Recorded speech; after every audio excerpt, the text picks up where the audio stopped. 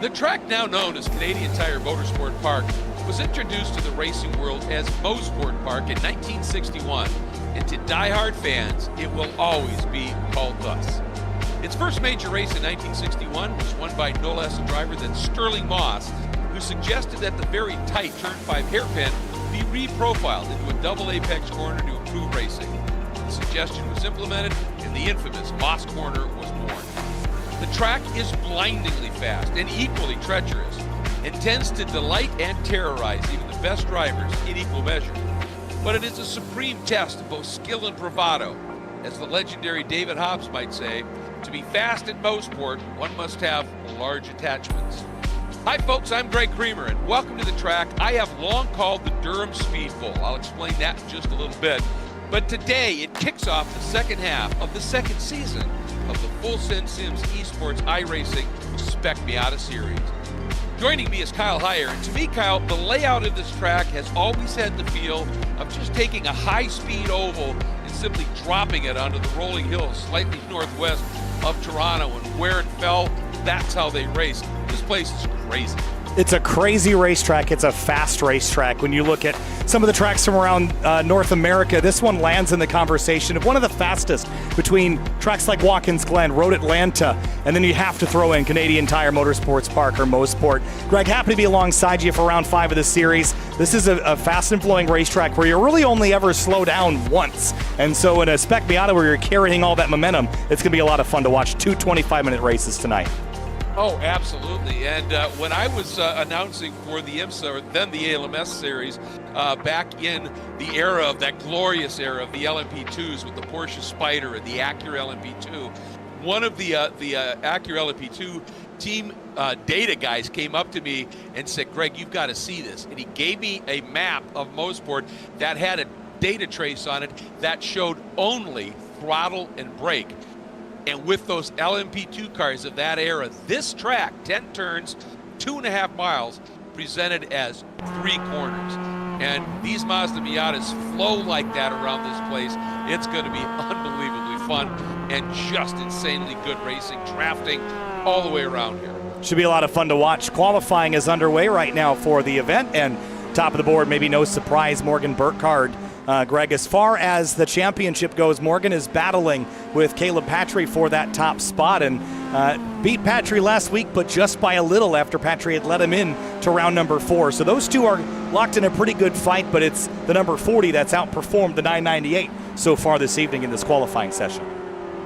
Yeah, and I think for Caleb in that last race last Monday night, if you remember, Morgan came up underneath and there was a little bit of contact that kind of nudged Patry out of the way. It wasn't, I think, terribly intentional, but you know, I think Patry there had equal measure on Morgan Burkhardt. They were separated by next to nothing, so we'll see whether he's going to emulate that. And here you see a look at that reprofile turn 5. It used to be just a really snug hairpin, and now it's they say it's 5A, which is this part, and then you come up, that's 5B that we're looking at. Whoa, really wide there. And then there's a little flick left that throws you on to this long straight called the Andretti straightaway. And sort of like Road Atlanta, Kyle, it climbs for quite a while and then flattens out over turn 8. And turn 8 is a definite corner, and those LMP2 cars, and I'm going to guess that these Mazda Miatas through turn 8 are going to be absolutely flat. I think they're going to be pretty much hauling the mail through there. Here's a quick look at the track again with some of the elevation change kind of actualized here. Turn 1, a slight downhill run through turn 1, but then you climb very slightly and then drop down through turn 2 into turn 3, and then 4, that very steep downhill left into 5A, 5B, and 5C, Greg, as you mentioned, and then 2 kind of basically flat out kinks, 6 and 7 before that turn 8 that we talked about at the top of the hill. 9 and 10 though, those invite calamity. We've seen plenty of races here, and in stock car races in particular, where drivers will swing right after turn 9 and try to jam their way up the inside at turn 10, and that usually leads to tears. Yeah, they just try and stuff it right to the apex, and oftentimes it's right as somebody has already started turning into the corner. And as you said, never works well. Turn 2, before they paved all the runoff at the exit of 2, that corner used to be the one that was one of the great gut check corners in all of motorsports. globally. Now it's not so bad. Turn 4, though, and that's the one that car's just coming through that you talked about, that sudden drop. They've moved that tire, that wall and those tire barriers back in recent years. Used to be a lot closer to the edge of the track, and that too was a corner that really, really got your attention down through there. But people don't talk a lot, Kyle, about turn 1. And it was great to see in the Discord chat section here that a lot of the drivers that were giving advice to drivers that had never been there said, all of the corners that have that great reputation, but turn 1, as you can see here, it falls. It's a blind entry around that wall, and it's not very wide on the exit. And you also have cars coming out of the pits. And it's a place that can bite you as bad as any of these other corners on this absolutely staggeringly fast track. It's crazy fast, and even in a Miata, you're going to be averaging well over 90 miles an hour over the course of this lap. But 4th and 5th gear for the majority of the track, down to 3rd for the slow stuff. Even in the lap where I drove just to get the thumbnail image for this broadcast, I really didn't lift off the throttle all that much other than braking down for Moss Corner. So it's going to be a fun to watch event, and a smaller-ish field, 17 cars tonight, just like we had last week, and we saw how much that brings the level of aggression up when there's only so far you can fall.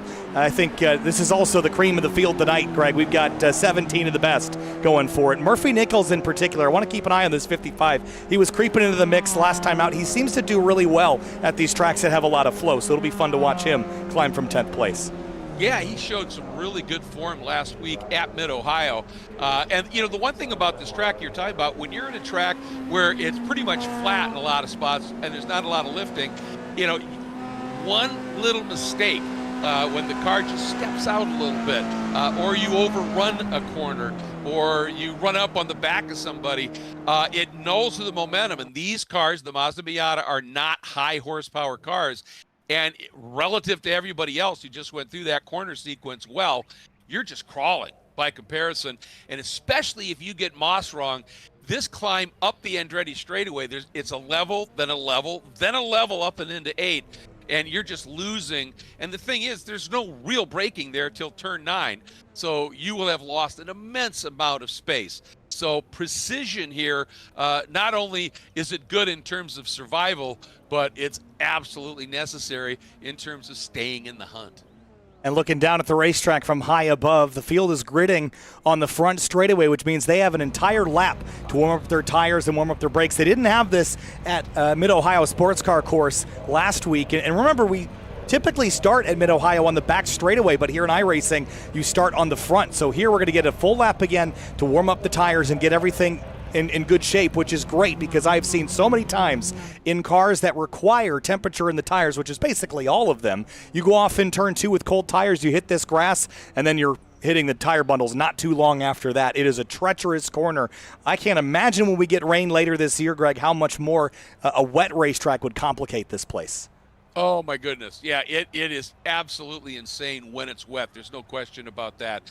And, one of the things that I like about this is it doesn't have that big paved runoff in this version of the track.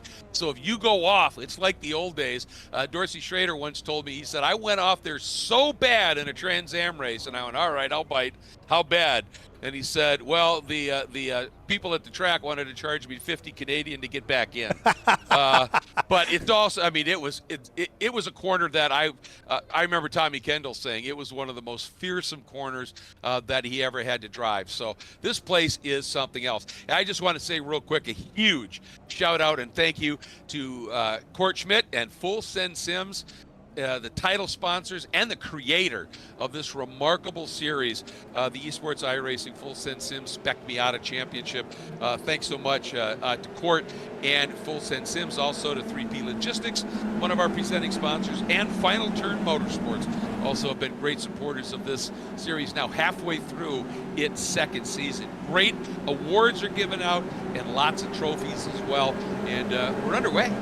Yeah, we are following the safety car for one lap, and then we'll turn them loose here at Canadian Tire Motorsports Park. And one of the cool things is next week we're going to have, at least not in this series, but in iRacing in general, new toys to play with now that all the secrets have been launched here, Greg. Next, well, actually starting tomorrow, iRacers are going to get Willow Springs International Raceway. That's one we knew was coming for a while.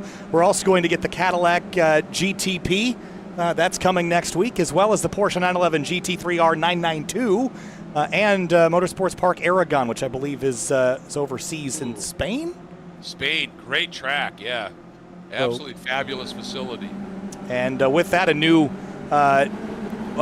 foliage and vegetation system is coming to iRacing, which means that we'll have 3D grass in many tracks in the near future. Willow Springs will be the first one to feature that, of course. They're more like tumbleweeds than grass at that track, but exactly. But we'll get to see that, and what a cool racetrack that is to have added to the iRacing service. It was a scan that they did a long time ago, and finally just got it into production a couple of months ago, and with some more IMSA content coming, including that Cadillac GTP that everyone's excited for, that Porsche 911 GT3 992 generation car. So lots of fun stuff coming up next week, and a myriad of other additions to race control operations, and a lot of code and bug fixes, and the new damage model to a bunch of new cars as well. So that should be fun. Oh, that sounds great. And maybe we could get in season 3 of Spec Miata, we could run Willow. How about that? I would love that, and maybe we can run Willow in the rain. How about that? There's a combination.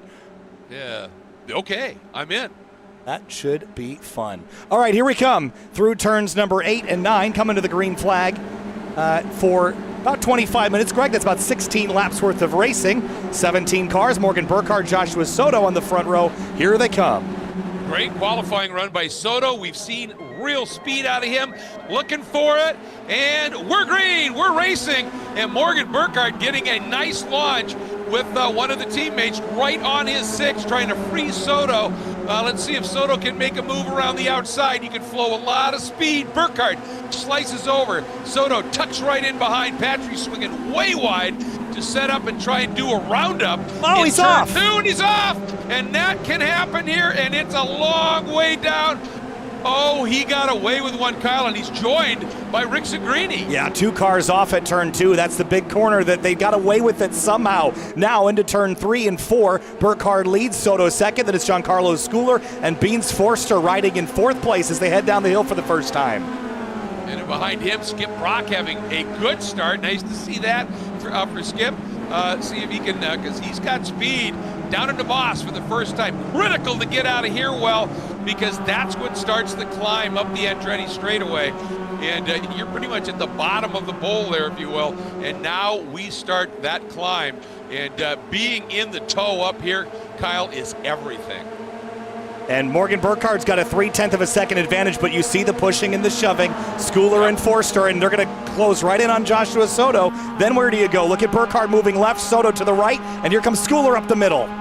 Oh, they touch. They touch, and Beans trying to figure out which way to go. Schooler, that's turn 8, and again, you can get frozen out there. Oh, Beans had to get out of it to not get into Schooler, and he almost had a little bit of a tank slapper.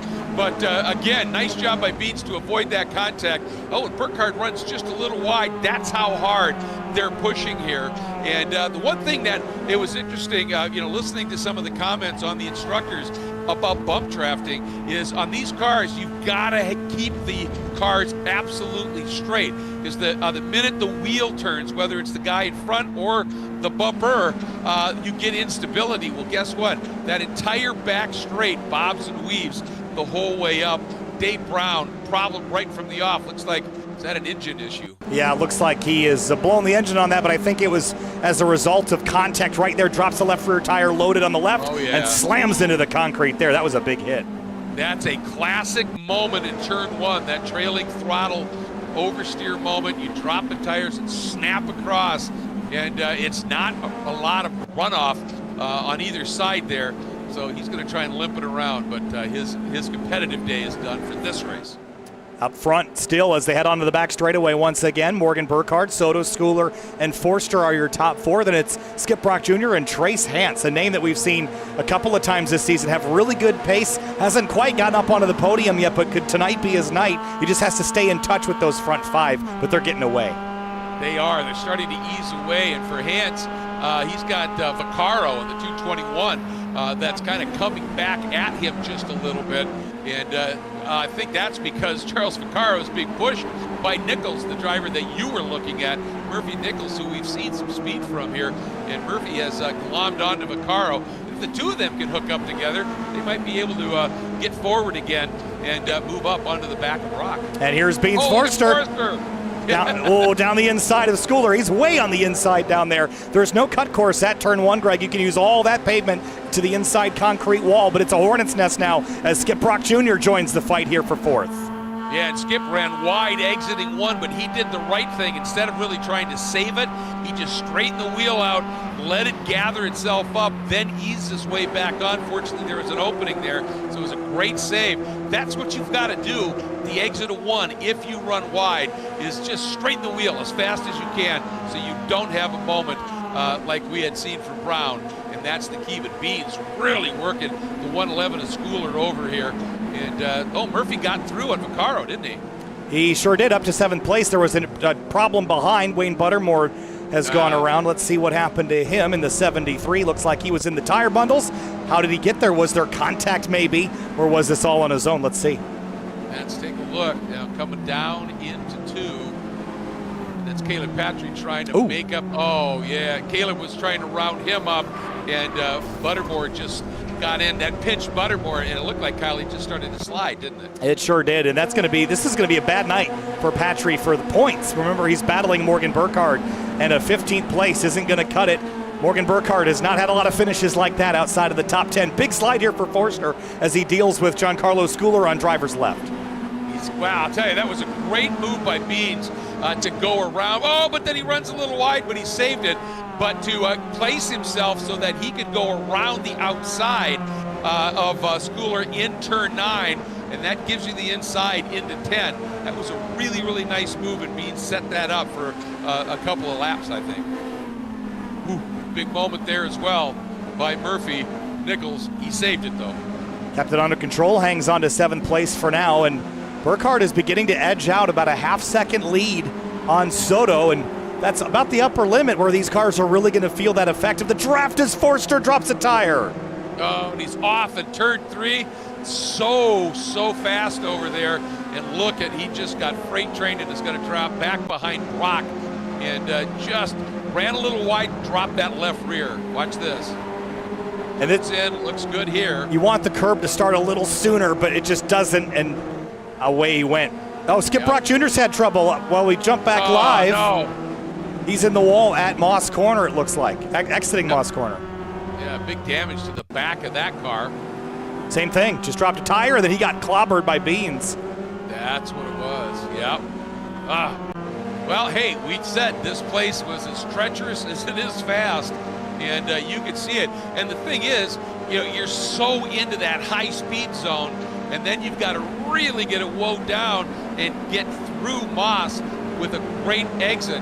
And sometimes that just has you overcharge the entry a little bit, and you catch that inside curb or you run wide, and that's when things can happen. Oh, look at Forster back on Murphy Nichols here for 5th place. That got pretty dicey as Murphy slid through turn number 9, and Forster's right back on him. Yeah, incredibly close. It's twice now Beans in that section of track has gotten so close but managed to avoid the contact. And he is really pushing it right now, trying to work his way back up, sitting now in the 6th spot. We'll see what kind of spaces he can make up here as we're, about 18 minutes left in this 25-minute race. So plenty of time for him to make up some ground, but the problem is that lead group now are pretty much gone. Yeah, and Murphy's really pushing the front of this car. We see him leaning, maybe understeering just a touch, and you're going to overheat the tires doing that, and Forster's right back on him. A little bit lighter on the wheel. That's helping him not load the tires quite as much and not scrub them across the surface. And he's keeping Nichols on his haunches here, trying to get away from him. Yeah, he really is. You can see Nichols missed the apex at 5A. But the thing is you can be a little wide in the apex there, and you just run a little wider arc, and Beans wasn't quite close enough to try and jam it down the inside. That's what happens if you do run wide in 5A. You just leave yourself open, but Beans just was quite close enough there, and that worked out okay for Nichols. He didn't lose too much. So up the road, Soto has reeled Burkhardt back in about half of the distance that he had escaped by. It's about 0.3 of a second. So the 77 has brought him back into the party, and that brings Schooler back into the mix as well. He's only 6/10 behind Soto, so maybe it's a 3-horse race for first place. Yeah, they both closed that back up just a little bit on Burkhardt. The margin between Soto and Schooler hadn't really changed much. It's just both of them closed up a bit on Burkhardt. Then it's about 4 seconds back to Trace Hans. Here he comes. Then there's Murphy Nichols, Beans Forrester, and I'll tell you what, Vaccaro doing a nice job hanging right with Beans right now. Yeah, started 9th, up 2 spots into 7th place. And we see him skip and hop across the surface there. You just go downhill so quick, the track falls away, so it's hard to get loaded on the tires when you're skipping across the surface like that on the bumps.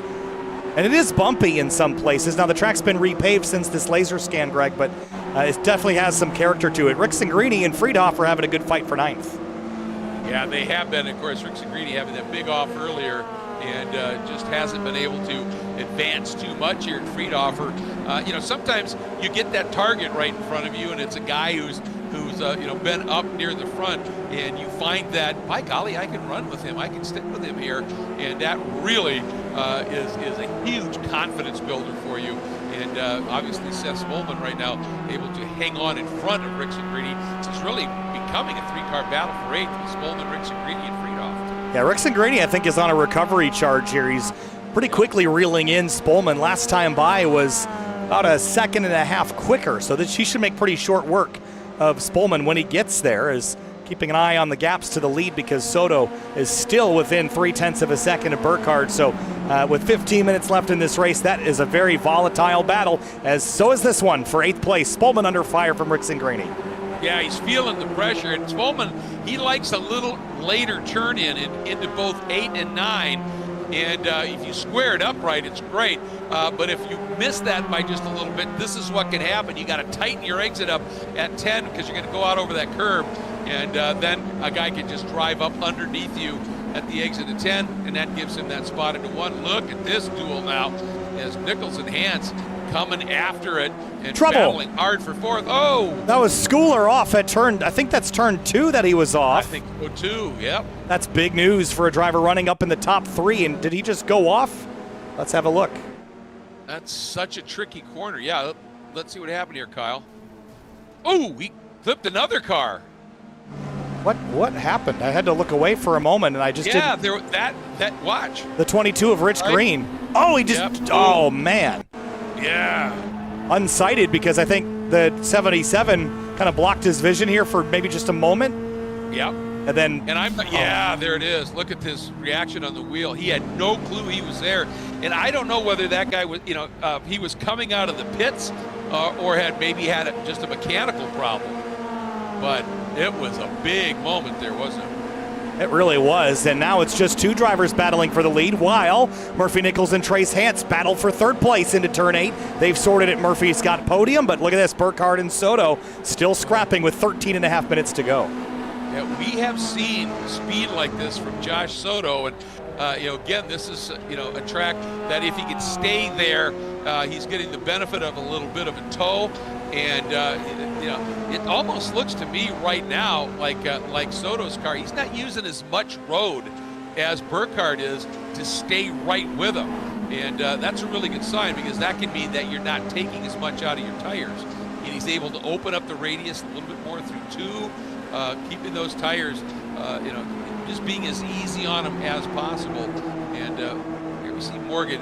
I'll tell you, down through 2 and into 3, Morgan does gain a couple of car lengths. Yeah, he's able to flow speed through there pretty well, but he's not running away, and he did at the early part of this race. So Soto's discovered something that has kept the 40 in his sights. Well, it may be Soto discovered what Burkhardt was doing, right? Because he's been following him and been able to stay with it. You can see Soto just missed the apex there a little bit, and that's going to cost him. Now Beans coming up on the back of Vaccaro. This is that crucial exit out of 5B, that little flick to 5C, and up the hill we go. But Beans is there. We'll see if he's going to be able to muster anything to try and make a move into 8, 9, or 10. And I would think here Vaccaro's going to be pretty protective up into 8. I think he might not even have to, because of the damage on Beans' car. That is a pretty significant shunt to the front of that thing, so it's squared up, and not as aerodynamic as it was, so the draft not doing a whole lot for the 23 at the moment. Yeah, that's a really good point, especially on that right front corner, isn't it? It's just a lot of tire out there in the draft. So working their way through there, and Hans attacking on Nichols up in front, not letting him get away in this battle for the final podium spot. So you got 3 awesome scraps here for the win, for the podium, last spot on the podium, and for the top 5. And they are duking it out. This is great stuff. It is great. And this Trace Hans and Murphy Nichols battle, I don't think either of these drivers have had podiums yet this season, so they're really going to fight hard for this one. Yeah, exactly. I mean, it's pretty special to be on the podium in this level of competition up against these drivers, and on a track like this that is just such an immense test. And the one thing, I thought that was maybe a problem for Trace, the way he moved over so much, but it was more Nichols just decided to stay to the inside and not give any kind of a shot at Hans having a run at him. Yeah, that was a strange line there by Trace, just kind of stayed driver's right. And I don't know if he just didn't get a great launch, so he just stayed right to kind of shorten up the distance, but it was kind of a strange maneuver that cost him about a half second worth of time on Murphy Nichols. So we'll shift back forward to the lead to show you that Morgan Burkhardt has stretched it back out about another couple tenths on Josh Soto as we approach the final 10 minutes of this first 25-minute race.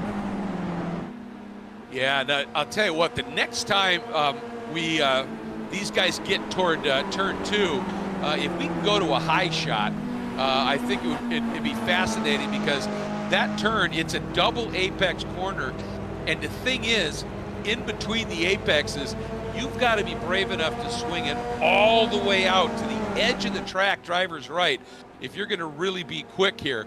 And there's that first apex that's the exit of 1.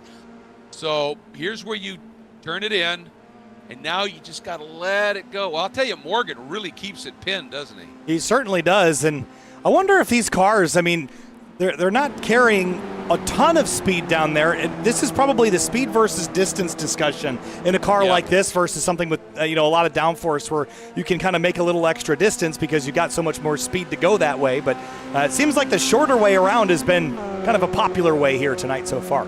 I think you're spot on. I was thinking about watching prototypes and super fast cars down through there, and in these cars, as you said, you get to a certain point where it's just drive the shorter line. Max Benkins had problems. This is at the exit of turn 3, I believe. Whoop. What a bummer. He was solid 10th here. Let's see what happened. Did he just get a little wide on turn-in or something? By the way, he gets up on the curb, and that will send him a little wide. Seth Spolman's also had a problem in the 42 while we were watching this. Let's go back and see what happened to him. And just runs a little wide there. I was going to mention one of my favorite combinations, not to race necessarily, but just to drive, is the iRacing representation of the Nissan GTP ZXT. That car around here, one of the best, most satisfying combinations of race car and racetrack that you could possibly get. 800 horsepower, the massive whistling turbo, and all the downforce you could want. It's such a blast. And you have an old H-pattern gearbox to go with it. Yeah, that was such, Morgan clipping that inside a little bit. Yeah, that was such an amazing era. I mean, basically those cars, the drivers were just sitting between 2 tunnels with a lot of power behind them. The only thing, when you look at what that might compare to the modern prototype, a lot of it's just tire technology, because the power and the downforce there was pretty spectacular. But I'll tell you what, Soto was really hounding Morgan right now, and Morgan a little bit. Look at that correction. You can see ran a little wide, had to make a big correction there, and Soto's right there. And now they've got some traffic coming up as well. I think that's Buttermore that they're closing up on. It is Buttermore in the 73. So up the back straightaway, Soto trying to reel in Morgan Burkhardt. I can't imagine that you would wait a very long time to make a pass on Morgan, because we've seen how fast he is. This is not a driver that you can just sit behind and kind of take your time, because he'll spook you and drive away one lap. You have to take any chance that you get to get him behind you and then make him do the passing. Don't wait, because he has the potential to just pick another gear and leave you in the dust. So if I'm Joshua Soto and I've got the ability to pass him, I'm going to do it as quick as I can. I agree. I think with Morgan, you've got to get in front of him and let him try and figure out the way through, because like you said, as Soto runs a little wide, didn't cost him much. Yeah, he does have the ability to just put in that one lap and break you a little bit. And then you might be able to close back up on him, but then you've taken a toll on your tires, and it's all going to happen here. So now, this is a tough place to catch traffic, and a nice job by Buttermore, recognizes what's happening. Ooh, and runs wide in his effort to let them go, and drops his right side tire. That's how tricky that corner is. You're just trying to help. And Trace Hans into the wall. Yeah, he's in the wall hard at the entrance to turn number 2. Was flipping back to see how far back third and fourth were from the spun out car. Caught the grass on entry, Greg, and then concrete on the inside. Yep, it wasn't a massive hit, but he grazed it hard enough that it's certainly going to mess up that left front corner of that car. So this is what we were talking about how treacherous this place is. And it's all because of the speed. And if you get somebody that is a really precise, consistent driver, that, like a Burkhardt or, like a Murphy Nichols that Trace was dealing with, and you're just trying to stay with him, and you run that little bit wide, drop that tire, and you're on the edge anyway, and suddenly you lose a tire's width of adhesion at those speeds, you're around. Simple. I think it's important to note how much travel the suspension has. Watch these cars when they turn in here and they lean to the left, and then when they flick back to turn number 9 here, watch how much they change direction and how much load you're putting on that tire. If you step beyond it, there's no arrow to catch you in a car like this. You step beyond the limit of the tire, that's going to give you that split second to catch it, and if you don't, or you put a tire on a surface that won't let you grip like grass or gravel, you're going around for a spin, and then there's not too much distance before you meet a concrete wall. So it's an unforgiving place. It's a real old school track in that kind of way. Right there, look at Murphy Burkhardt, by the way. Almost threw it in the dirt as we were talking about that exact thing. Just put the tire on the gravel, Greg, and almost threw it away. Yep, watch right there. Wow. And big tank slapper is a fabulous save. And amazingly didn't lose any of that margin that he really had over Soto. And I think Soto thought that Morgan was coming around, and Soto breathed out of it a little bit. But yeah, that's exactly what we're talking about. And that's why, Kyle, whenever I mention, I refer to aero grip, downforce, as false grip. And people look at me and go, what? Grip's grip. And I go, no, because mechanical grip, when you exceed it, you're gone. Aero grip, you can run a little bit onto the dirt. You can do this and that because the aero will help you out. And when you're that's one of the things that I love about non-aero classes is it's all about the mechanical grip in the car and the driver's ability to feel it. And I mentioned a split second to save it. That's all Burkhardt had. Had he been the slightest bit slower to catch that, he would have crashed from the lead. So nice save there, but that was a wake-up call. And Soto might have sensed a hint of weakness there, potentially, that Morgan is pushing very hard to keep him at this 4/10 distance. So if you can get him to step over that boundary one more time, you can be ready to pounce on him. 3 minutes to go, about 3 laps to go as well. Well, and that's one of the things with this track, Kyle, is there's so many long, the corners are long duration. And you've got to, have slow hands on the wheel when you're turning in. But if you just miss a little bit and turn in too early, you're going to either have to slow down at the apex or you're going to go wide like Burkhardt did. And if you miss your turn in a little bit, because of the speed, you can't get it back to the apex, and you're going to go off to the outside. That kind of speed just makes it so tricky. Watch Morgan's left front tire here on the downhill into turn 2. You caught this earlier. He's done this a couple of times, kind of nibbling the edge there where there's that cutout of pavement. He is really aggressive trying to get that car to rotate through turn 2. Yep, he is in full attack mode here. And now we're getting down to the final 2.5 minutes of this race. And we've seen Morgan do this before where he's been hounded. And then in the last couple of laps, suddenly he finds a car length here, a car length there, and seems to open it up. And right there, through Moss, he actually ran a little wider and then got a better turn in to 5B. And as he accelerated out, he got about a car length over Soto. And, with this long straight in this draft, just having that little bit in your pocket can really help.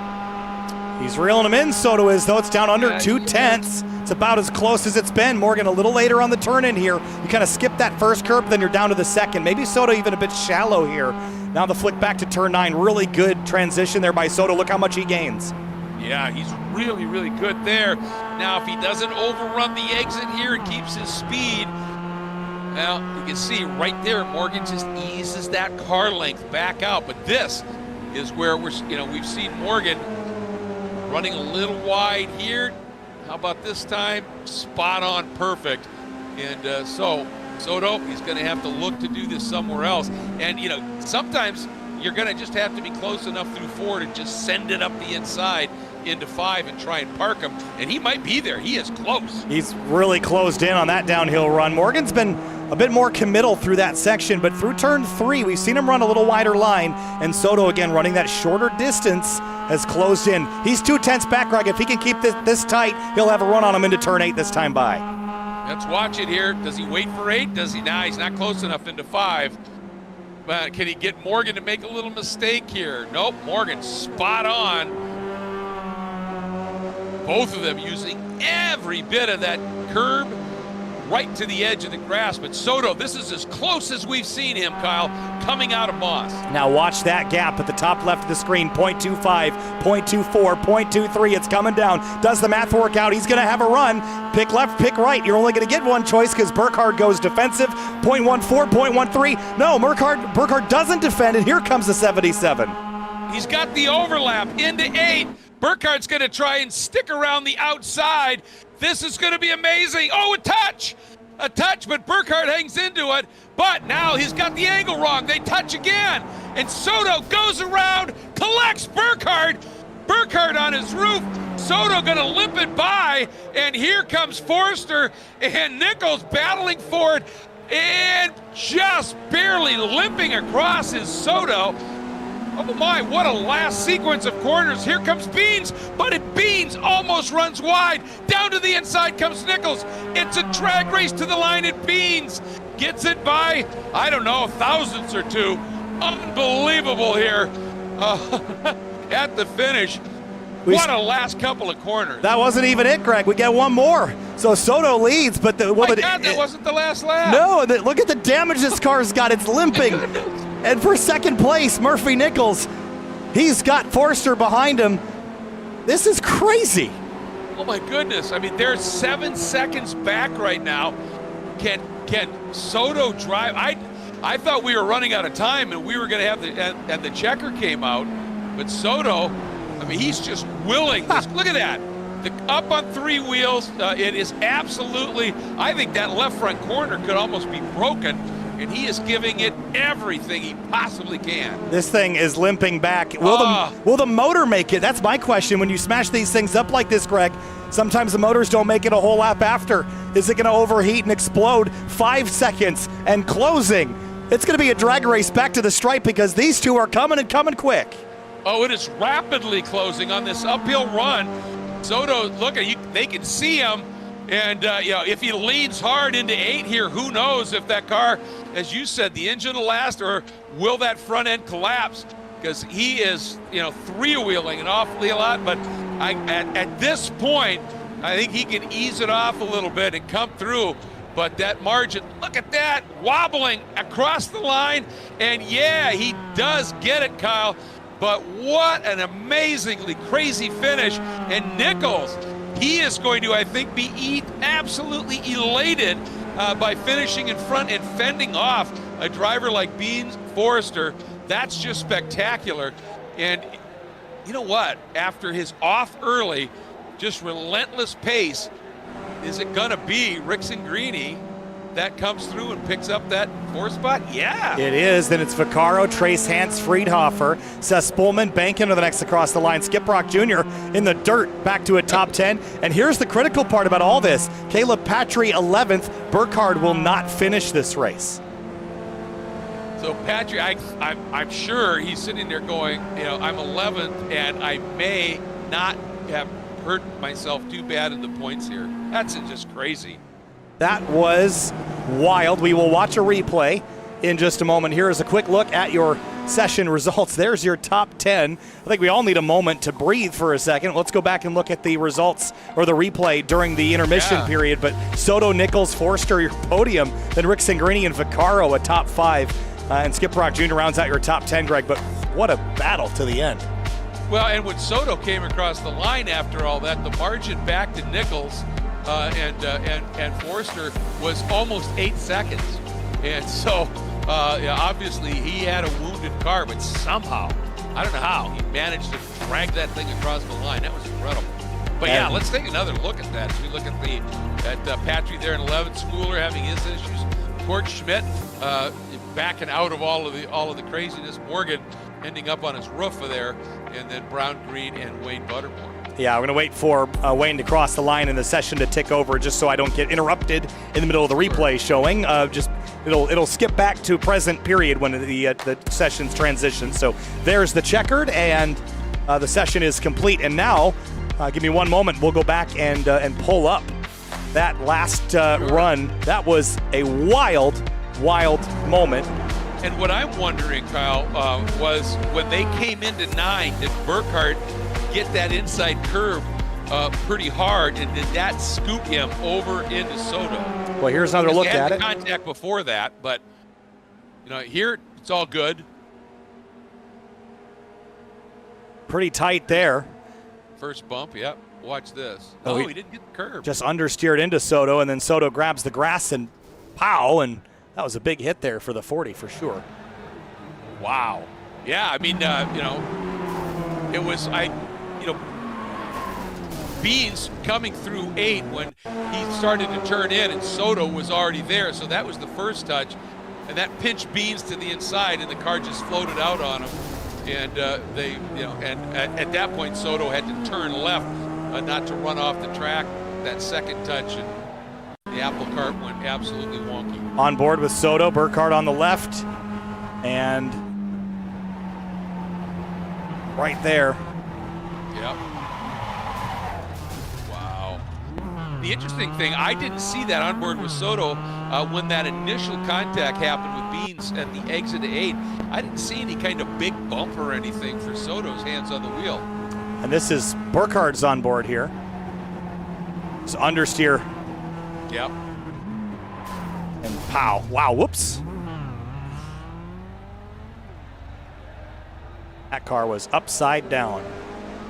Welcome to Mosport, folks. We knew that corner was going to get wild, Greg, but that's just how it goes. That's how races are determined. Usually is a little bumper to bumper there, but I don't think I was expecting it between those two. And the points implications of that for Burkhardt, again, he and Caleb Patry have a pretty sizable advantage over the next driver, but he did lose to the 998 that time through, which should, again, as they battle back and forth for this points lead, give an advantage to the 998, which was going to surely be a race where Patry would lose a bunch of points, but that didn't turn out that way, did it? No, not at all. And, it wasn't a huge gain by Patry, but anything counts, and we're just starting the second half of the season, and that little bit of closure, if you will, is going to be good fodder for this championship. And I just want to mention here, the day that I fell in love with this track and how this happened to this day, I do not know, because it was 1969. The Canadian Grand Prix was at this place. It was raining pretty hard. And somehow, wherever I was at the time in the States, I don't know if it was just some fluke thing on a channel, because, back then there were 4 channels. There was live flag-to-flag coverage of the Canadian Grand Prix from Mosport that I found. And Jackie X won in a Brabham in the pouring rain. And the speed and the relentless pace around this place, I just went, wow, this place is incredible. And then in 1974, on a trip out to the East Coast to visit friends and family, my folks surprised me for a birthday present for the joint Can-Am Formula 5000 weekend. And game over. We were here for, at the track for that. I fell in love with it. And then, of course, a number of years later, when I started announcing Trans Am, we traveled there, and I got to announce at it. This place has always been really special to me. But watching that race in '69 as a little kid in the rain at this place, that's when you realized how special those guys were in that era. Yeah, a really special track and a place with a lot of history. And, it seems like no matter what the configuration of the racetrack is, it almost doesn't matter if it's been around for 60, 70, 80 years and been a part of motorsports really since the beginning. And a track like this, it's got the layout to back up the history as well. Just like Michelin Raceway Road Atlanta, Watkins Glen International, WeatherTech Raceway Laguna Seca, all those famous North American racetracks, this has to be in the discussion. And perhaps when we're talking about American motorsport, this track gets overlooked because it's north of the border, but certainly it's one of the fastest and fiercest in the country. Or in the, I guess, in the continent, I should say. Yeah, exactly. It is up there in the pantheon of North American tracks. There's absolutely no question of that. It's 62nd year. It used to be the big weekend, other than the Grand Prix, was called the Players 200 weekend, which was a big sports car weekend. Now it's the Victoria Day Speed Fest, which is the weekend before our Memorial Day. It's a big one there. And the reason that I just want to say I call it the Durham Speed Bowl is because the regional municipality, which is one of the districts that make up provinces, is Durham. And it's just, this just rolling countryside in this place. Just it's just a treat. It's always been one of my absolute favorites, and so fun that we're here with the Full Send Sims Esports iRacing Spec Miata Season 2 series here to be able to race at this track. And folks, now you've got a taste. If you've never seen this place, for the drivers that have never raced here, now you understand why we get so excited at the prospect of coming to this place, Kyle. Absolutely, and I think the end of this first race might tell a tale about what race 2 might look like. A little bit of chaos, and I think some learnings for some drivers and a chance for a recovery for drivers like Caleb Patry, who had that off early and then some contact with another car later in the race. Starting 11th in this one. Starting lineup is on the left-hand side of your screen. You can kind of get a look at where everyone is starting. And Court Schmidt didn't have the greatest of races. He's had a lot of pace at tracks like Sebring. He's got a lot of experience there. But Court, I'm sure, will be looking forward to having another shot here as we get rolling on our pace lap. Well, I'm sure he learned a lot, and for the drivers who haven't had any, a lot of time here, just learning the nuance here. In a way, in that regard, it's kind of like Lime Rock, isn't it, Kyle? That is such a flowing track. It's easy to get to that 9/10, but finding that last tenth is just absolutely difficult. And one last thing about that 1974 joint Can-Am Formula 5000 weekend, the driver lineup in Formula 5000 in that era was off the hook.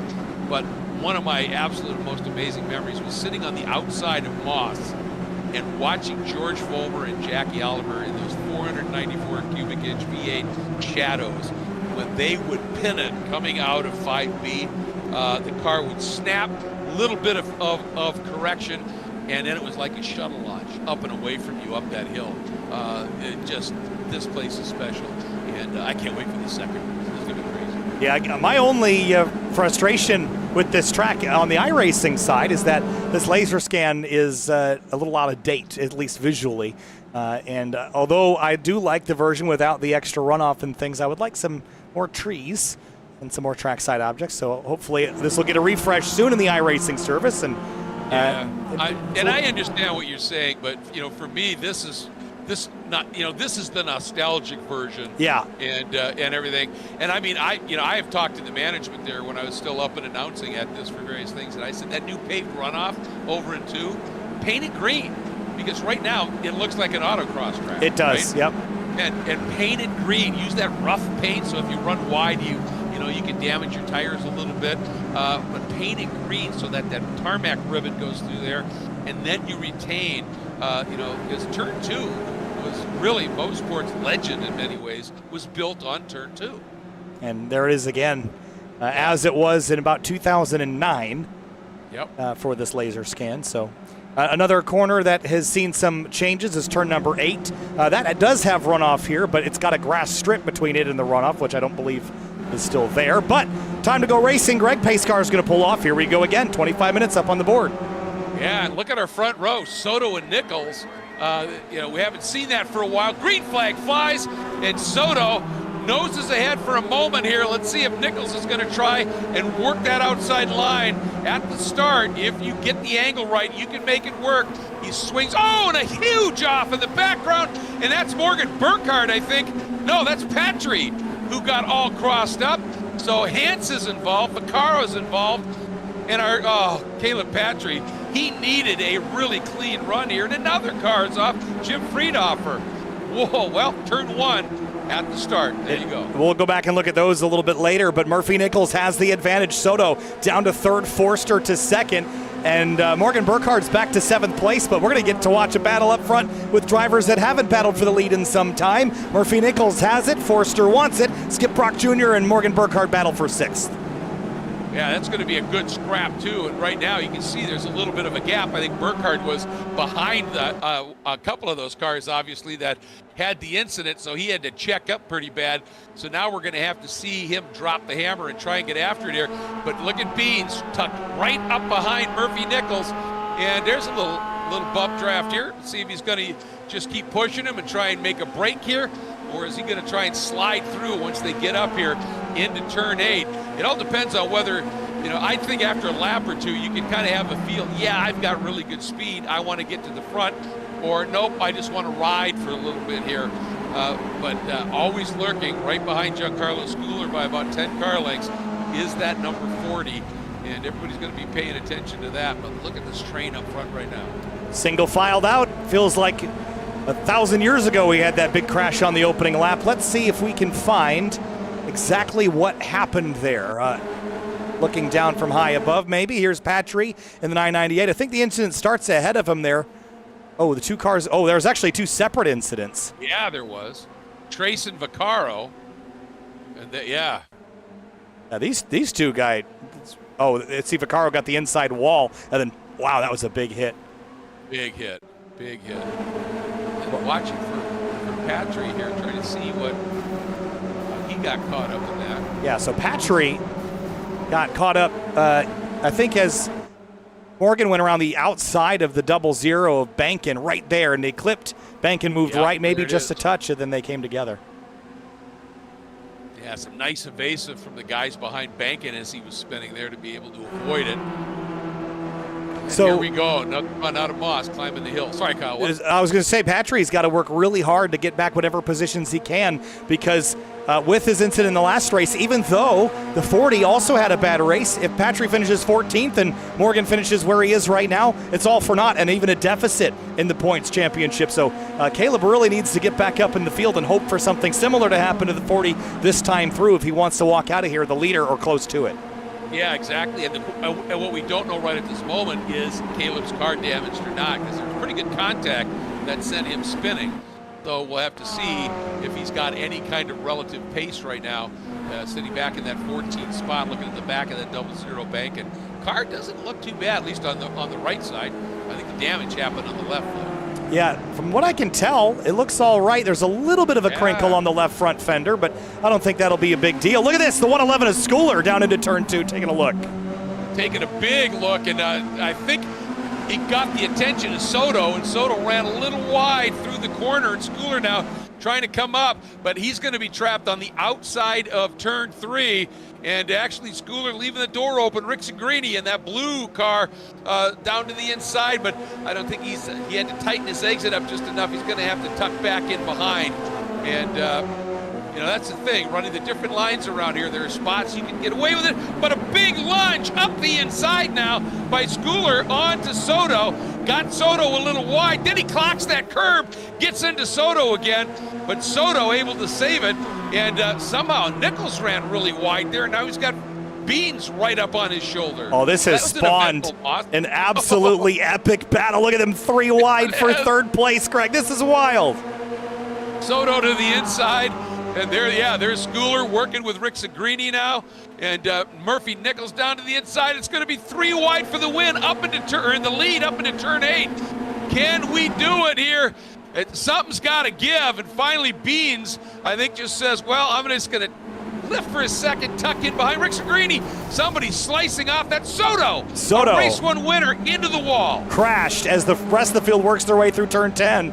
Nichols back to second, battling Forster for that position. Burkhardt's to fourth. Skip Rock Jr. and Giancarlo Schooler are battling him for that spot as the herd is thinning at the front after a bunch of incidents here in the early moments. And correct me if I'm wrong, but wasn't Jordan Rick-Sagrini in 5th spot coming out of Moss? I think leading. So. That was crazy. It was absolutely insane. Absolutely insane. Right here. Watch it here. Ooh. Little contact there with Burkhardt.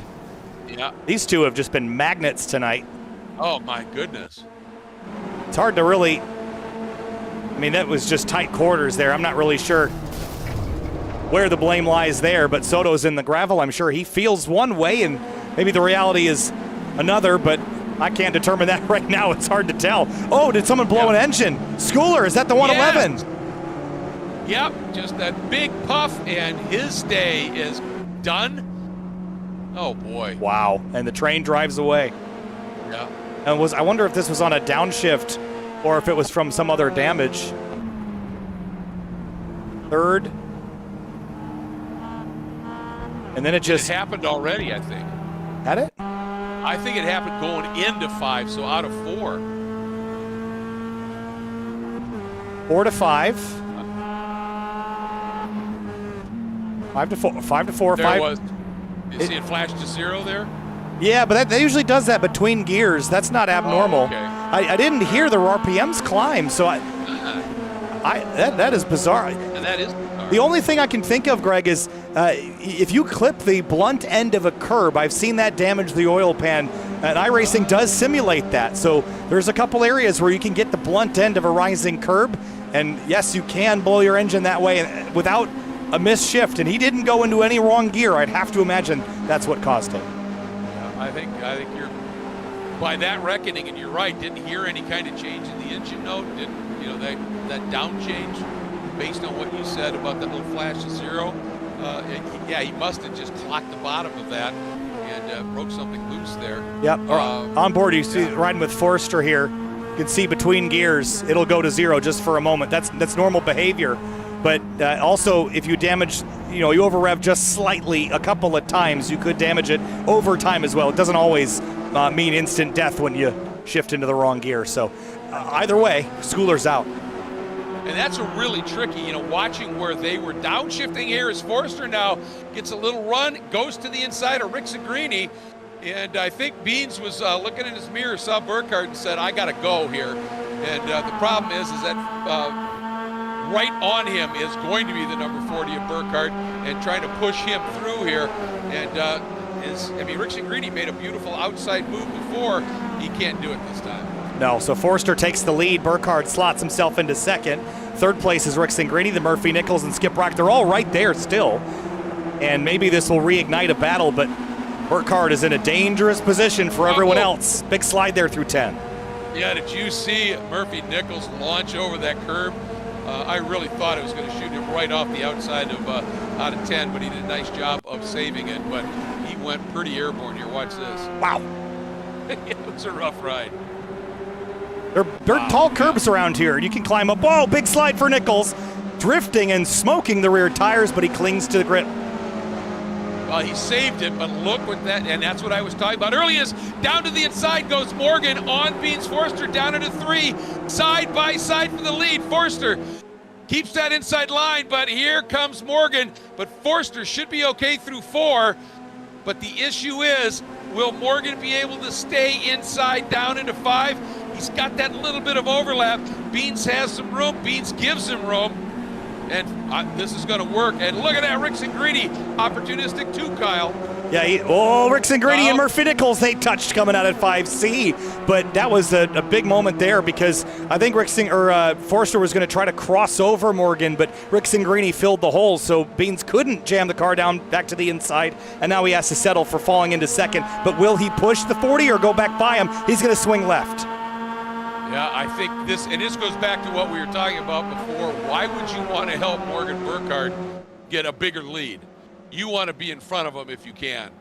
which is always easier said than done. But yeah, that was why. And I think Beans was a little bit too gentlemanly, personally, going into turn 5. It's too gentlemanly if you want to win. He had just enough of a lead that he could have turned in and pinched him as Murphy runs wide again in 10. I think there was a little contact there with Skip Brock Jr., just a bit of a hip check. That pushed Murphy back to P5. So now Forster is the only one that can cling to the 40. Does he have the pace to do so? Well, we've seen Beans show some really good speed, and chasing Morgan Burkhardt is always going to be the supreme test of that. And right now they've got that little mini break going over Ricks and Greeny, Brock Nichols. Oh, Burkhardt almost drops the tire again at turn 3. He's done that a couple of times, and Forster smells weakness. Here he comes. Yep. Well, let's see if Beans now is going to stick it up the inside down into 5. Nope. And Beans again. He just runs a little wider line into 5, doesn't he? He does, but get to the apex, but boy, he gets out of there quickly. He does, and it puts him right on the bumper of Burkhardt. Now, he's not quite far back enough to get the big slingshot, but he's going to have enough pace to go somewhere with it. Could have gone driver's right, maybe, but he's going to push the 40 now. Maybe he'll just push him a little too long into 8 and be able to swing by him, but let's see what he does. Yeah, at one point, obviously, you can get that little bit, I'm sure Beans is looking back at Ricks and Greeny, who now has cleared Nichols and Brock. So Ricks and Greeny, just all he has to do now is go forward here. Morgan, a little wide there, but brings it back, gets up on that curve nicely. But Ricks and Greeny's right in this. He's having a great day in terms of pace. He really is, and he's just been in the picture, especially when it's been, as Calvin would say, argy-bargy up at the front. You're putting yourself in a great spot to pick up the pieces, whatever's left over when it all goes downhill. Yeah, absolutely. And I'm just thinking ahead to this, these last few corners on that last lap, if these guys are this close, because it has all kinds of potential here to get absolutely crazy once again. And I do have to say that I think Morgan, that the incident in that first race going at the exit of 8 with Soto, and then the incident in this race when they touched coming through 8, I think it was almost identical, Kyle. And I think Morgan may have thought he had cleared him and was swinging right a little bit to get a better run into 9. And that's where the contact happened. To me, it was almost virtually identical. Yeah, similar scenarios there. Forster didn't get as good of a first sector that time through, and you see now he's about 6/10 back. And that's the dangerous scenario for everyone else, is 6/10 back, and you can't reel Morgan back in. If he can do that again on the next lap, then you're 1.2 back, and that's tough to make back without a mistake from the race leader. 12 minutes to go, so we're past halfway. And now we go back to 4th. Sorry. Yeah, no. And you're absolutely right. This battle is just superb rock all over the back of Murphy Nichols. And both of them showing some pretty big war damage here as they come up through this just incredibly quick turn 8. Flattens out right there, right as you want to transition. It is a tricky piece of real estate. But with Burkhardt, where we've seen Burkhardt, maybe have that little chink here is when somebody's pressuring him in this race. That's when he's put that, that left tire a little wide, exiting 1 or exiting 3. And so Beans really needs to close this down. But the problem for Beans right now is Skip Brock running way wide in his pursuit of Murphy Nichols.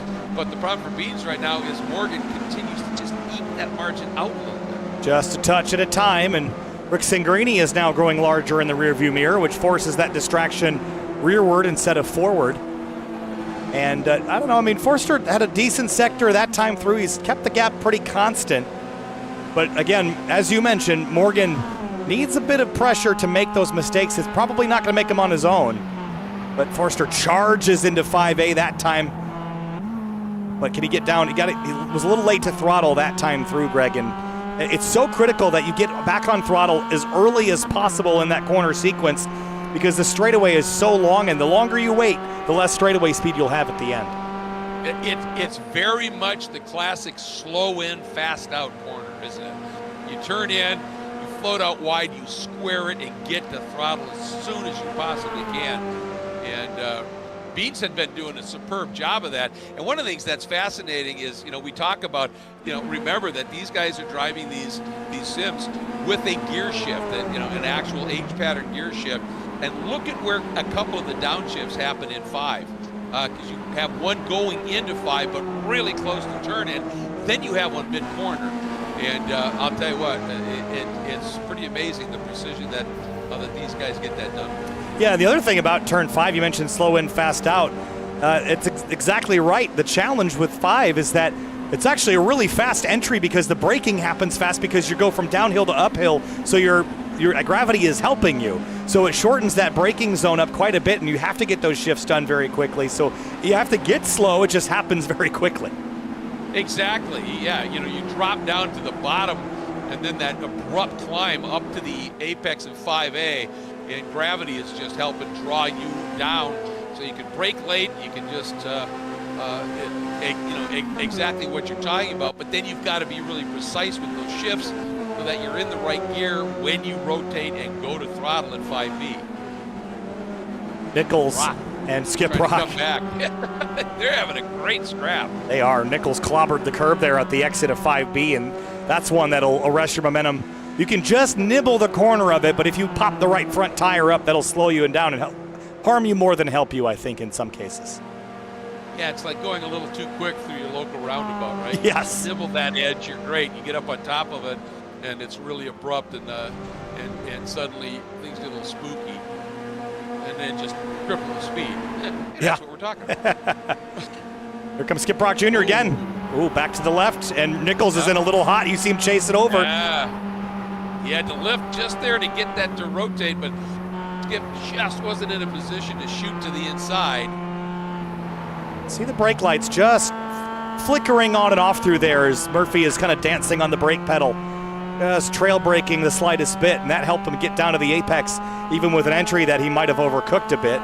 Nice run through turn 1 there. There's kind of the way the camber is to the inside of that curb, you don't really want to be all the way against that wall. You want to just have your right sides just to the inside of the curb. The camber will help you, but once you go beyond that, it's actually detrimental to your speed, and you'll actually push pretty wide on exit. I've made that mistake a couple of times, turning in a little too early, and you feel like you're cutting distance, but without the angle of the track to help you, you're actually just hurting yourself. Yeah, it's such a tricky spot there, and your turn in is completely blind and falls away because of that wall, doesn't it? Right. It's also not an area that you typically are allowed to race on, so that driver's pushing the boundaries. In iRacing, there is no boundary there, but a lot of road racing organizations, obviously, you got your white line rule, so you can't put 4 over the inside curb, and yeah, exactly. I think the curb is also taller now, so I'm not sure you'd want to do that anyway. Look at this. I am really impressed with Rick Greeny here today. That first race had that early off and then fought his way back and had a really solid finish, and took advantage of that big kerfuffle going into turn 9 and 10. And here he is glommed onto the back of Forster, who's sticking right with Burkhardt. So Rick Greeny is on form here. I'm really impressed with Forster. I didn't know if he was going to have the pace to cling to Burkhardt, but he has. And now we're down to just closed it back up. Yeah. Oh, Burkhardt runs wide there. That you little lift to save it there. And now Forster pressure. Yeah, exactly, and that's what we've been talking about. Making Morgan have to hustle that car a little bit and get him to run right on that ragged edge. That thing just dancing and moving down through there. That's one of my favorite things about iRacing, Greg, is the suspension and how it moves across the surface. It's what really separates iRacing from the other simulators out there. You could argue tire models and aero models and visual graphics all day long, but the one thing that iRacing consistently feels better for me is the way the suspension compresses and rebounds across the track. You can see it here in action as Morgan hits the bumps, and watch that thing squat. The camber kind of flows out a little bit as the suspension reaches travel, and Forster now, little understeer in 5B, didn't get it rotated and loses some ground. Yeah, that's exactly what we were talking about. And I don't, when he's got that little bit of room back to Rick Greeny, just running that slight bit wide of that apex at 5A when you come up the hill, and letting it float out a little bit, but you then have to get it properly slowed down and turned in. and then you can jump on the throttle just that little bit sooner. And that time he just overran it a smidge. But you know Beans will be making that adjustment here for sure. And boy, he is right with Burkhardt. We're coming up on 5 minutes to go in this one. And all over the back of Morgan through 9. Making that transition, both of them up on that curve hard. And Beans right there in the draft, coming by start finish and heading in. And here's that blind, you can't see the exit of 1 when you turn in. No, you can't, and Beans did exactly what I mentioned a couple of minutes ago, just right sides over the inside edge of that curve. But I'm riding on board with Beans because I've noticed how much less stressed the front end looks in this car versus Morgan when we're chasing him. Morgan was sliding the car around a little while ago. Forster is not charging the corners as much anymore, and you see just the neutral balance. That wheel come back to the left there. He's steering with the pedals right now, Greg, and that's going to save the tire temperature for a little bit later when he can have a little extra to push and catch Morgan Burkhardt. Yeah, and actually, you know, that one spot where we've seen Morgan, you know, sort of jump in the grass and using that little piece of pavement, that does unsettle the car. And let's see what Beans does here. Much better that time. And then uses all that exit. Plus, we've got both Trace Hans and Buttermore up in front. And remember what happened last time? We had some traffic going up into turn 9. With 4 minutes to go, Kyle. Yeah, it's going to be about 3 laps left next time by Forster and Morgan Burkhardt. And if they don't get out of the way by the time they get to turn 9, they're going to catch them there. And that will give Forster an opportunity to sneak to the inside, maybe at the exit of 10, which is where Forster's been beating Morgan. See that big slide again into turn 8? Morgan's got too much load on those front tires, and it's slowing him down. See, Beans almost thought about diving, straight lining into 9 there. And I think had it been the last lap, he would have. But right now, ooh, Beans runs wide, but it didn't hurt him at all. But I think Beans was thinking, nope, I'm not going to take that risk now because I'm going to see if Morgan gets hung up behind Trace Hans and Buttermore. And Hans has caught Buttermore, and this is going to be interesting. All right, Buttermore, Trace moves over a little bit, but Buttermore, when you're down here, it's really difficult to open the door up too much because you can go straight off the outside there, and both of them did a pretty decent job. And that's going to split off Ricks and Greedy. So with, 2 laps to go maybe, it's now mano-a-mano. Next time by will be 2 laps left. So we head down the hill towards turn 5. Forster closed up on Burkhardt with that traffic. Not a ton, but just a little. And now into 5. This is where Forster was struggling a little while ago, but here into 5. Downshifts, Morgan just gets such good rotation through there. Yeah, he really does. Even with Beans using that slightly wider arc, Morgan just really gets that car to hook up coming out of there smartly. And now, let's see what happens here. Using every little bit of the road and coming up the hill. And Morgan gets that 2-car length, maybe 3-car length margin. And that just means Beans is going to have to hustle it big time to get back up there as Ricks and Greedy trying to get into it. Here's our fun little scrap for 4th, and right where we left him, Kyle, side by side. They continue to battle, but this time Skip Brock Jr.'s got the advantage as they trade positions. I wanted to mention that Fort Schmidt has had a problem in the 172, Greg. Oh, man. That looks like down into 4. And maybe just grabs, he's wide to miss the turn in, Greg, and then right here. Ooh. Yeah, that's a biggie. And that's, and imagine when that wall was another 15 feet closer to the track and you're whistling through there in a car that's going 2.5 times as fast. That was one treacherous one. Remember the couple years ago, the Corvette C7R crash over there at turn, I think it was turn 4, and 3 and 4. Yep. Yeah, that was a real big one. Car got up on top of the tire barrels, and that was a sketchy one. But a minute left, 2 laps to go. Can Beans get it done? Heading down into 4. Just double checking. Is this? No, it's not white flag. I would have thought we'd get the white this time through, but not quite. I guess so. Will be too late. Good. I'm glad you were slightly confused too. I don't feel so bad about it. Yeah, the time. Calling it last time. Yeah, the time it was doing some odd things. I mean, I saw the white last time out, but it was hard to see with the sun behind it. Yeah. But now. Ooh, Beans is there. He is there, Greg, and he's going to get 2 more shots at it at 8, so he's got to take it if he's got it. Here he comes. All right, let's see. Does he look to the inside, up and over the rise? Nope, just tracks right behind Morgan here. Ooh, Morgan, you can see that he has to dance on those brakes just a little bit to get that car to settle.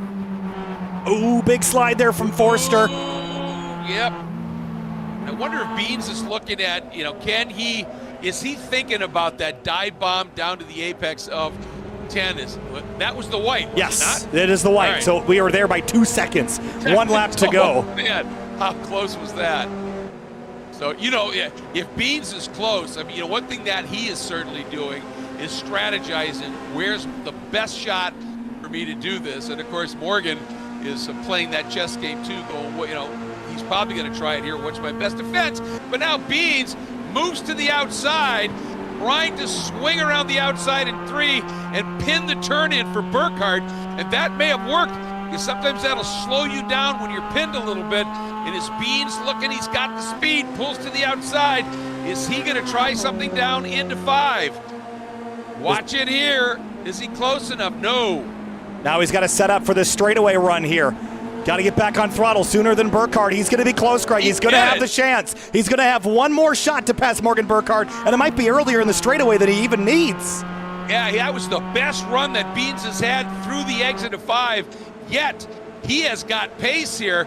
Now he goes to the outside. He had enough of a run. He didn't want to just have to let it stall by not making the move here. Side by side now, up into turn 8. Coming over the crest, turn 8. Brave to do it around the outside. Beans does not try it. Thinks about cutting back. I think we're watching a big lunge to the inside at 10. Does he do it? Oh, Morgan running wide, so Beans wants to square up. Get the run. Beans in too hot.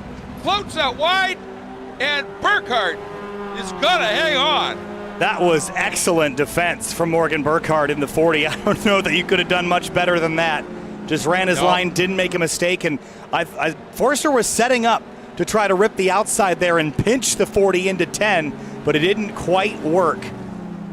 Just needed a bit more overlap. Let's go back and look a couple more times there at that last run, and it was coming into this corner. He didn't have the overlap he needed to stay on the left, so he tucks in behind. That dive up the inside, Greg, that's the move that Burkhardt was expecting, so he went to cover, and that let Forster have the outside. He just needed to be alongside him to be able to pinch him. He wasn't there, and then throttled up. He could have probably tucked underneath him, but he had already committed to throttle by that point. Yeah, and I think had he made that adjustment just a smidge sooner, right here, when you see Morgan go way wide, get that car turned, and I'm talking about Beans, turned a little sooner and get the throttle, he could have maybe come up underneath, but he was in there so hot and so committed, thinking about that outside move, that he just couldn't execute it. But man, he gave it everything he could. But once again, Morgan Burkhardt, like he had eyes in the back of his head. That was another wild race. This track does not disappoint, Greg. Here's a look at our race results. And Morgan Burkhardt rebounds, and that's bad news for Caleb Patry, who finishes in 8th in this one. So it'll be a positive points night for the 40 once again, despite having that crash with Soto in race number 1. Yeah, and how about 2 podiums for Jordan Rixagrini tonight, too? Just absolutely stellar here at Mosport. Yeah, I'm going to call it Mosport. And Murphy Nichols, 4th place in the 55. He was the winner of that battle between him and Skip Brock Jr. He comes home 5th, Skip Brock does. Seth Spolman recovered after a crash in race 1. Rich Green, Caleb Patry, Jim Friedhofer, and Court Schmidt rebounds for a top 10 after that late race crash. Yeah, nice job by Court there for sure. And I'll tell you what, you look at Skip Brock and Nichols' cars, boy, talk about 2 cars that were in the wars that still ended up in the top 5. As Dave Brown, after that big shunt in the first race, comes back to 11th. Giancarlo Schooler, a little struggle in this one. Same for Trace Hans. Buttermore, Vaccaro, obviously, that big shunt early. Josh Soto with that big off and banking out as well. But what a couple of entertaining races. Well, let's talk with Beans Forster, because he had a front row seat to a lot of the action tonight. Beans Forster, 2nd place in race number 2, and it got pretty wild up there in race 1 as well. Weren't able to quite capitalize on it, but Beans, take us through the races tonight. It was hectic out there at the fast Canadian Tire Motorsports Park. Yeah, that was pretty crazy. I mean, a lot of things happened that I really didn't expect, and it just kind of caught me off guard. Like when Murphy missed a shift coming out of Moss, and I was just sleeping, and I tagged his left rear, and I think that kind of put me down on some straight line speed. Well, I'll tell you what, though, I was watching your approach to turn 5 to Moss, and you weren't worried about getting to the apex at the turn-in point and use that little wider arc to try and square up.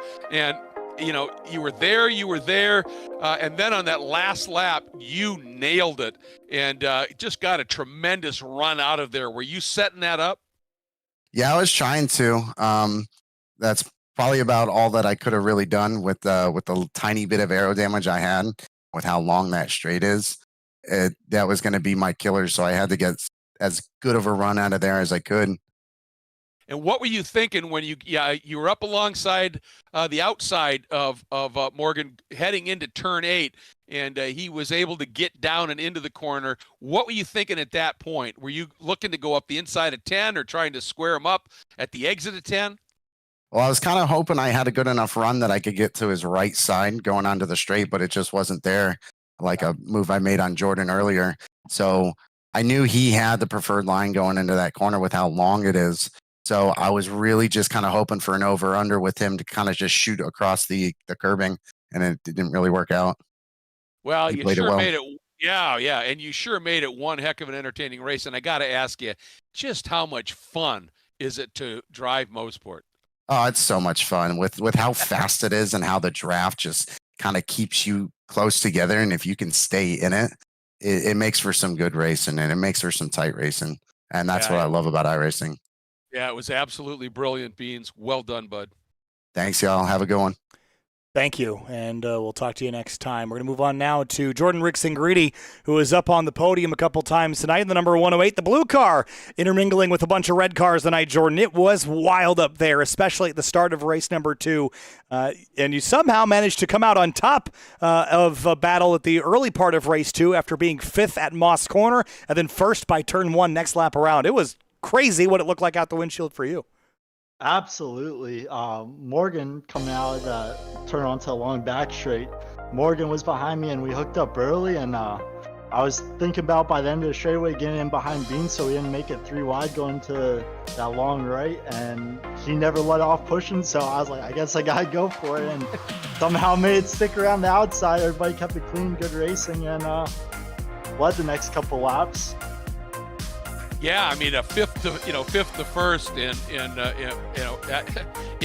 one straightaway, absolutely remarkable. But that's what this track can create here with just the raw speed. And the other thing, that was a great run. But in that first race, you also had that off early, and you just were relentless in your fight back through the field.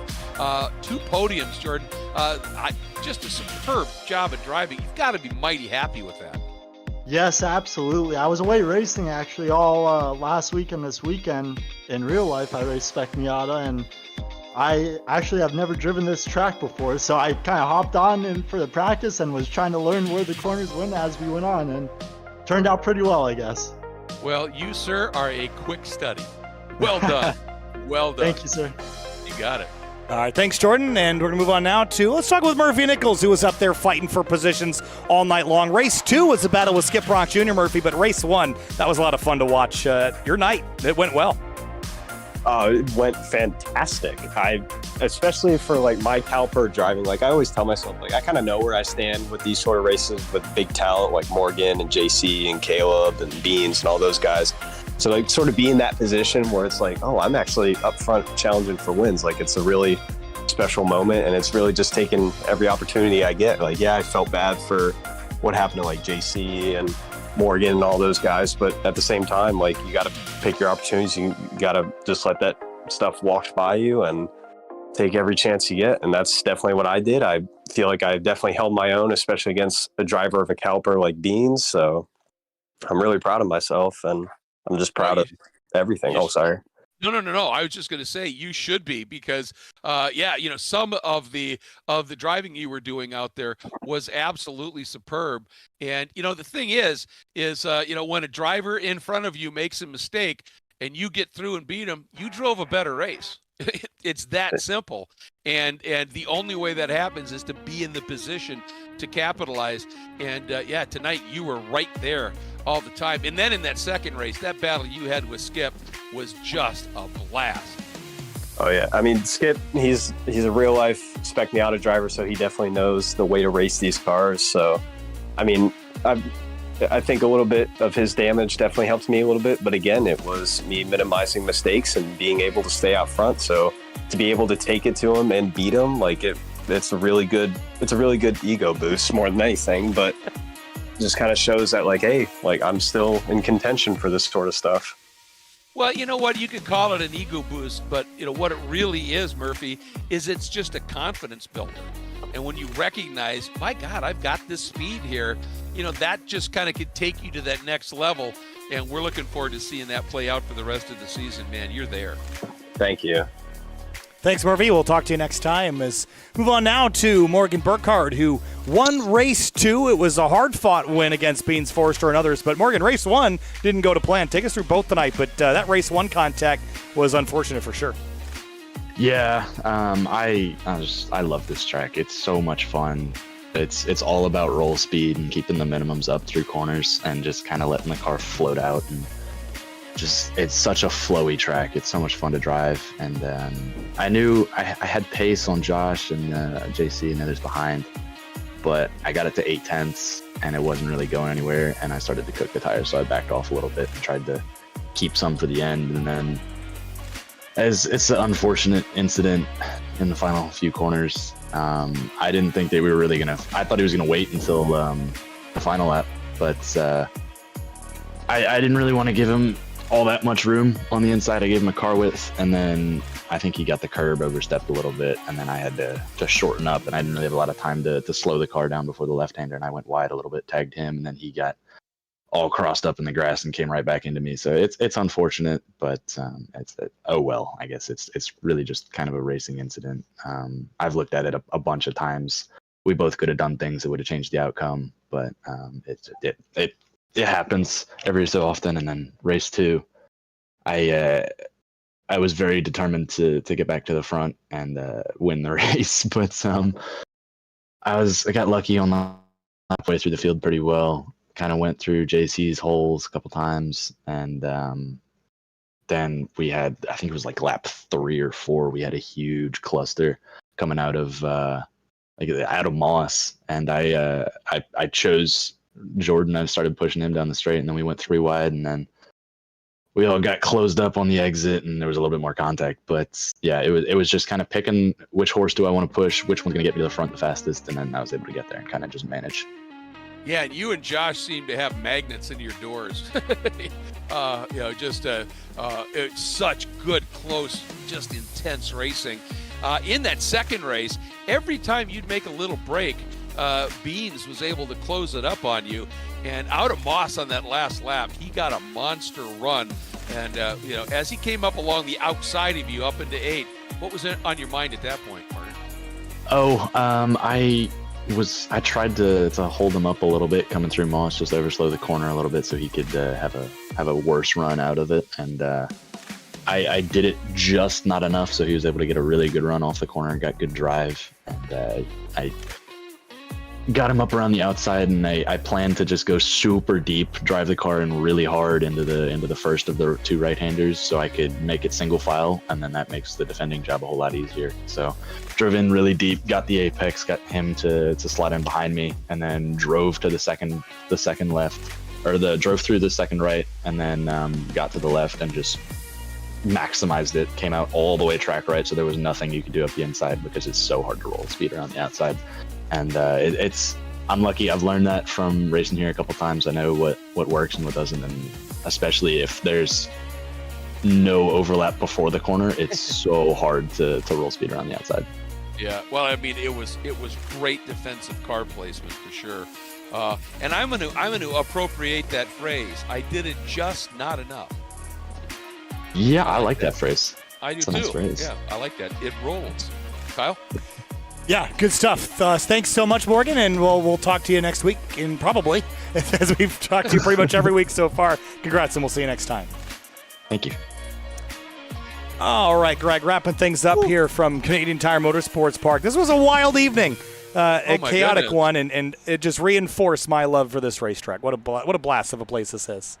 Yeah, it really is, and it just promotes this level of racing, especially sometimes when you get these super high speed, high downforce cars here, it can be a little bit of a parade because the cars are so good on the aero and have so much power. But in these types of cars, and Formula Ford races here are absolutely insanely good too. And so I knew this was going to be fun, but I think it exceeded even my expectations. And when I think about Mosport, that says a lot. Kyle, before we run, obviously, have to say huge thanks once again to Full Send Sims. Cord Schmidt had a nice top 10 tonight, out of the sick bed after missing it last week, with the vision to create this and support it. And of course, our great presenting sponsors, Final Turn Motorsports and 3P Logistics. And before we get too far away here, we're going once again Mid-Ohio to Mosport, about as different as it gets. Mosport to Sonoma, same kind of a change up. It's going to be insane there. One of the most tire tearing up cheese grater tracks with a massive amount of elevation change. Talk about blind apexes and commitment. It's going to be great. Can't wait for it. We'll see you next week for the FSS Esports Spec Miata Series. Greg, final thoughts here as we head into our 1 week off. Again, we're going to be back next Monday, but on to the next one, I suppose. Yeah, we have kicked off the second half of this FSS Esports iRacing Spec Miata series with about as exciting a couple of races as you can imagine. But Sonoma, Long Beach, and the Indy Road Course to wrap things up. Going to be massive. Can't wait. Kyle, thanks so much as always. I'm Greg Creamer, folks. Hope you enjoyed this as much as we did calling it. Both of our voices in just this short time are pretty raw already. It was great fun. Can't wait to do it again next time. We'll see you next Monday night.